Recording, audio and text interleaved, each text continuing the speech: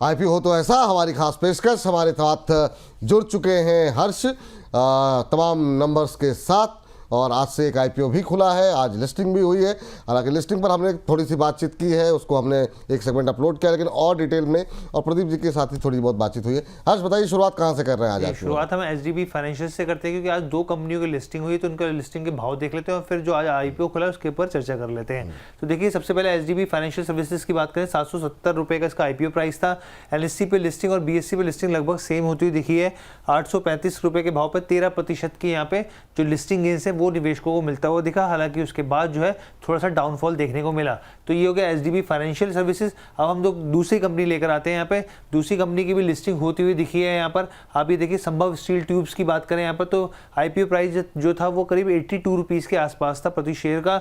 यहाँ पर 110 रुपये पर लिस्टिंग होती हुई दिखी। एनएससी पर करीब 34.15% यहाँ पे जो है निवेशकों को लिस्टिंग गेंस होते हुए दिखे। बीएससी पे लिस्टिंग 110 रुपये 10 पैसे के भाव पर, यानी कि 34.27% के आसपास यहाँ पे लिस्टिंग होती हुई देखी है। तो ये तो हो गई दो कंपनी इनकी लिस्टिंग हुई। अब हम लोग बताते हैं आज कौन सा आईपीओ है जिसने दस्तक दी है यहाँ पर। तो देखिए, सबसे पहले हम लोग यहाँ पे उसके कुछ जरा आईपीओ पे आने से पहले क्रिजैक आईपीओ की बात आप करने आ रहे हैं, लेकिन जरा प्रदीप जी से पूछ लेते हैं, अगर वो ट्रैक करते हो तो सर आज जो एक दूसरी लिस्टिंग हुई है संभव स्टील, उसके बारे में और थोड़ी सी टिप्पणी अगर आप दोबारा कर दें इस पर, आज की जो एचडीबी को लेकर के अभी आपने बातचीत की, तो हमारे इस सेगमेंट के लिए थोड़ा सा बेहतर रहेगा। जी देखिए, अब संभव स्टील पे सर, मुझे स्टील एंड ट्यूब में मुझे लगता है कि जिस तरीके से आपने देखा कि लिस्टिंग हुआ, लिस्टिंग के बाद लगातार अब 5 मिनट का कैंडल नेगेटिव ही है ऑलमोस्ट। सो अभी 99.30 के आसपास चल रहा है। यहाँ पे एक साइकोलॉजिकल बेट आपको रखना है। कैसे? अगर 115 के ऊपर क्लोजिंग मिलता है नेक्स्ट आने वाला 2 हफ्ता 3 हफ्ता, तब जाके मैं बाय करना पसंद करूंगा, क्योंकि मुझे लगता है कि आज मार्केट सेंटिमेंट भी थोड़ा बहुत नेगेटिव है और अच्छा लिस्टिंग गेन हुआ है। तो अभी 21% के आसपास ऑलमोस्ट अभी भी अच्छा गेन है।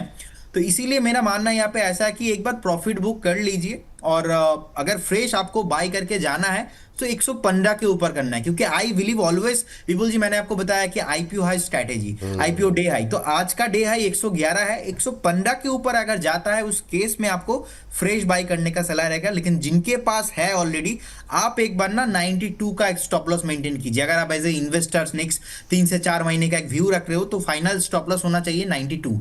देखिए, साइकोलॉजिकली 100 के नीचे ट्रेड करना और क्लोजिंग देना, क्योंकि आज का डे क्लोजिंग बहुत ही इंपॉर्टेंट होगा, बहुत ही इंपॉर्टेंट है। डे क्लोजिंग अगर 100 के नीचे होता है तो थोड़ा रिस्क जो है वो और भी ज्यादा इंक्रीज हो जाता है, क्योंकि मुझे लगता है कि बहुत सारे लोगों ने प्रॉफिट बुकिंग ऑलरेडी कर लिया है। तो 115 के ऊपर ना फिर से रैली स्टार्ट होगा। सेकंड, जो मैंने एचडीबी फाइनेंस को लेके बात किया, मुझे लगता है कि फंडामेंटली इसके अंदर वैल्यू है। अगर फिर भी हर कोई स्टॉक जो भी है वैल्यू है या तो नहीं है, जो भी है, आपको एक स्टॉप लॉस मेंटेन करना ऑलवेज बहुत इंपॉर्टेंट है। 810 रुपये में आप एक स्टॉप लॉस मेंटेन कीजिए 810। मुझे लगता है 810 815 एक जोन होना चाहिए आपके लिए एक स्टॉप लॉस का। आप एक बार स्टॉप लॉस मेंटेन कीजिए, बने रहिए। अभी 840 के आसपास चल रहा है। मुझे लगता है कि आने वाला 4 से 6 महीने में इसके अंदर और भी वैल्यू आप एडिशन होते देखेंगे, प्राइस और भी हायर प्राइस आते हुए दिखेंगे। 950 से लेके 1000 का एक जो इसका फेयर वैल्यूएशन है वो आपको देखने को मिलेगा, क्योंकि एचडीएफसी बैंक के नाम जुड़ा हुआ है, नो डाउट प्रोमिनेंट बैंक है, रिटर्न दिया है, और आज का लिस्टिंग भी देखिए बहुत बढ़िया है। इनफैक्ट फ्लैक्चुएशन नहीं किया है। In fact Bajaj finance and others finance में आज थोड़ा बहुत सेलिंग प्रेशर आ रहा है, लेकिन एचडीबी फाइनेंस को नहीं आया, क्योंकि आई बिलीव उधर का पैसा सर आज एचडीबी फाइनेंस में आ रहा है। सो मेरे ख्याल से अगर आपके पास है तो बने रहिए, होल्ड करते रहिए। और आज का क्लोजिंग बहुत इंपॉर्टेंट होगा। अगर आज जहां पे अभी ट्रेड हो रहा है आसपास ही क्लोज हो जाता है तो बहुत ही पॉजिटिव होगा। ठीक, ये बात यहाँ पर इन दोनों आईपीओ पे निकल करते हैं। अब आप इन दोनों लिस्टिंग पे बात हो गई, अब आज से जो आईपीओ खोल रहा है बताइए हर्ष जी। क्रिजैक आईपीओ की हम लोग बात कर लेते हैं। यहाँ पर इंटरनेशनल हायर एजुकेशन कंसल्टेंसी की कंपनी है बेसिकली, और बहुत अच्छी पकड़ है इसकी मार्केट में। अगर इसके अपने सेक्टर की बात की जाए, यहाँ पर B2B है, लेकिन अब बिजनेस टू कंज्यूमर भी, B2C भी यहाँ पे जाती हुई दिखेगी। कई देशों में कई बड़ी यूनिवर्सिटी, इंटरनेशनल यूनिवर्सिटीज़ के साथ टाई अप है इसका, और इसके फंडामेंटल्स भी जो यहाँ पर तमाम तरह की रिपोर्ट्स आ रही हैं वो उसको बेहतर बता रही है। यहाँ पे देखिए ग्रे मार्केट में क्या स्थिति है, 21 रुपये यहाँ पर बैंड से ऊपर ट्रेड कर रहा है, करीब 8.5% का अपसाइड अभी यहाँ पर लिस्टिंग गेंस की संभावना जताई जा रही है कि अगर अभी इसका लिस्ट हो तो इस हिसाब से अगर देखा जाए। लेकिन व्यूअर्स को बता दें, निवेशकों को बता दें कि ग्रे मार्केट जो है वो अप एंड डाउन चलता रहता है, इसलिए यहाँ पर आप ये समझिए कि हम लोग ये भी बताए थे कि आपको कि कौन कौन से ब्रोकरेजेस ने क्या क्या है, लेकिन उससे पहले आप इसमें कुछ इंपॉर्टेंट तारीख और यहाँ पे प्राइस बैंड जान लीजिए। तो देखिए सबसे पहले आज खुल चुका है, हम सब जान रहे हैं। यहाँ पर क्लोज कब हो रहा है, ये फ्राइडे को जुलाई 4 को क्लोज हो रहा है। अलॉटमेंट की बात करें यहाँ पे अगले हफ्ते मंडे को इसका अलॉटमेंट होता हुआ दिखेगा और लिस्टिंग जो है वो बुधवार जुलाई 9 को होगी। अब इसके बाद हम लोग प्राइस बैंड की अगर हम लोग बात करें यहाँ पर, एक बार प्राइस बैंड को अगर फ्लैश करें यहाँ पर, तो ये देखिए करीब 233 से लेकर 245 रुपए यहाँ पर, यानी 245 से ऊपर 8.5% के लिस्टिंग गेंस की संभावना भी जताई जा रही है। लॉट साइज की बात करें 61 शेयर्स है यहाँ पर और टोटल इशू साइज जो है 3.5 करोड़ के आसपास है। यहाँ पे फ्रेश इशू नहीं है, माफ कीजिएगा, ये पूरी तरीके से ऑफर फॉर सेल है यहाँ पे, यानी कि प्रमोटर्स जो है वो माल बेच के निकलेंगे यहाँ पर। इसके अलावा अगर इसके फाइनेंशियल्स की बात करें यहाँ पर, तो आप ये देखिए, आप अगर एसेट्स की बात करें 2023, 24 और 25 के हिसाब से अगर देखें तो करीब 304 करोड़ था 2023 में, वो बढ़कर 2025 में 879 करोड़ के आसपास पहुंचा है। रेवेन्यू के मोर्चे पे भी 517 करोड़ से बढ़कर 2025 में 885 करोड़। प्रॉफिट आफ्टर टैक्स में एक ठीक ठाक जंप देखने को मिला है, करीब 18 से 19% का 112 करोड़ से बढ़कर 152 करोड़ के आसपास पहुंचते हुए दिखा है। एबिटा में भी यहाँ पर 107 करोड़ से बढ़कर 212 करोड़ है और बोरोइंग भी काफ़ी कम है। अब यहाँ पर 2 रिपोर्ट्स आई हैं जिसमें SBI सिक्योरिटीज की रिपोर्ट है, उन्होंने यहाँ पे सब्सक्रिप्शन की सलाह दी है। इसके अलावा अरिहंत कैपिटल की आई है जिन्होंने न्यूट्रल की सलाह दी है। इनके जो 2 पॉइंट्स है इंपॉर्टेंट वो मैं आपको बताता हूँ कि इनका सबसे पहले कहना है कि पिछले 2 सालों में कंपनी के जो रेवेन्यू है उसमें 76% कंपाउंड एनुअल ग्रोथ रेट जो है उसके हिसाब से बढ़ता हुआ दिखा है। एबिटा में 43% का जंप देखने को मिला है और मुनाफे में भी आगे बढ़ोतरी देखने को मिल सकती है। और IPO की अगर हम लोग यहाँ पे बात करें FY25 के हिसाब से यहाँ पे 28x पर, यानी कि गुना के PE रेशियो पर ट्रेड कर रहा है, यानी कि इस लिहाज से SBI सिक्योरिटीज को लगता है कि इसमें निवेश किया जा सकता है। चलिए अब इस पर जरा प्रदीप जी ने अगर कुछ देखा हो, सर आपने अगर इस IPO पे नज़र गई हो तो क्या टिप्पणी रहेगी, क्या अप्लाई करना चाहिए IPO में? देखिए जैसे कि हर्ष जी भी बात कर रहे थे, बेसिकली B2B एजुकेशनल प्लेटफॉर्म है इनका, B2B में बहुत बढ़िया नेटवर्क है। अब हेडक्वार्टर सर कोलकाता में ही है, कोलकाता वेस्ट बंगाल। प्रोमोटर है डॉक्टर विकास अग्रवाल, पिंकी अग्रवाल जी एंड मनीष अग्रवाल जी।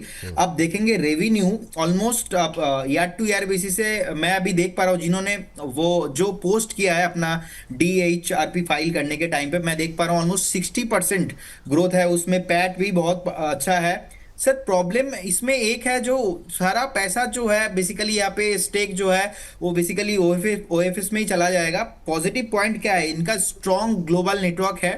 अब स्ट्रॉन्ग ग्लोबल नेटवर्क है, स्केलेबल टेक्नोलॉजी प्लेटफॉर्म है, हाई रेवेन्यू ग्रोथ है, एजेंट बेस, मतलब इनका जो बेसिकली जो एडुकेशन का बिजनेस है ना, वो एजेंट से ज्यादा इनका कमीशन आता है, मतलब B2C से ज्यादा B2B से इनका ज्यादा अभी आता है। मैं इनका स्टडी करके देख रहा था अभी, तो 10,362 ऑलमोस्ट 10,000 से भी ज्यादा रजिस्टर्ड एजेंट है जो इनके लिए ग्लोबली इंडिया में काम करते हैं, एंड ग्लोबली ऑलमोस्ट 3,950 के आसपास जो है एजेंट काम करते। तो वॉल्यूम एंड रेवेन्यू इसलिए ना सस्टेनेबल है, इसीलिए रिटर्न ऑन इक्विटी जो है इनका लास्ट जो FY25 में पोस्ट किया अप्रॉक्स 30.24% के साथ।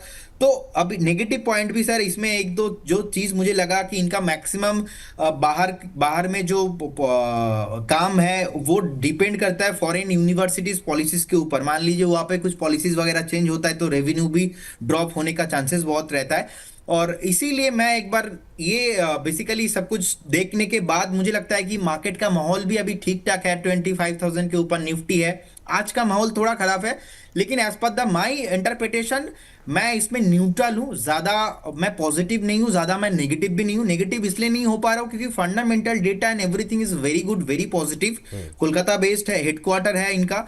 सो मैं यही देख पा रहा हूं कि अगर आप रिस्क की इन्वेस्टर्स हो, अगर आपको ऐसा लगता है कि नहीं मैं इन्वेस्ट करूंगा, थोड़ा बहुत भी अगर लिस्टिंग गेन हो जाता है मैं निकल जाऊंगा, तो फिर आपके लिए सही है। उसके बाद लिस्टिंग के बाद मेरा स्ट्रैटेजी सर हमेशा ही रहता है, लिस्टिंग के बाद 1-2 हफ्ता थोड़ा मैं देखता हूं, उसके बाद मैं और आप क्या सोच रहे हो इससे ज्यादा इंपॉर्टेंट है कि मार्केट कैसा रिस्पेक्ट कर रहा है, तो उसके बाद जाके एक बार इसको हम डिस्कस करके बताएंगे। लेकिन अभी के लिए जिस तरीके से फंडामेंटल्स मैंने देखा, मैं न्यूट्रल है व्यू मेरा इसमें। तो जो रिस्की है जो रिस्क ले सकते हैं रिस्की ट्रेडर, वो लिस्टिंग गेन के लिए अप्लाई कर सकते हैं। बाकी आज पहला दिन है, आगे चल करके और ज़्यादा स्टडी करेंगे। प्रदीप जी और बाकी एक्सपर्ट की भी राय हम आपको देते रहेंगे, तो बोनस के साथ बने रहिए। इस IPO में क्या करना है क्या नहीं करना है, हम आगे आपको जानकारी स्ट्रेटजी बताते रहेंगे। तो बहुत बहुत शुक्रिया, बहुत बहुत धन्यवाद आपका हर्ष, ये तमाम अपडेट्स, तमाम जानकारी हमारे दर्शकों के लिए लेकर के आने के लिए। तो इस सेगमेंट को भी करते हैं यहीं पर समाप्त।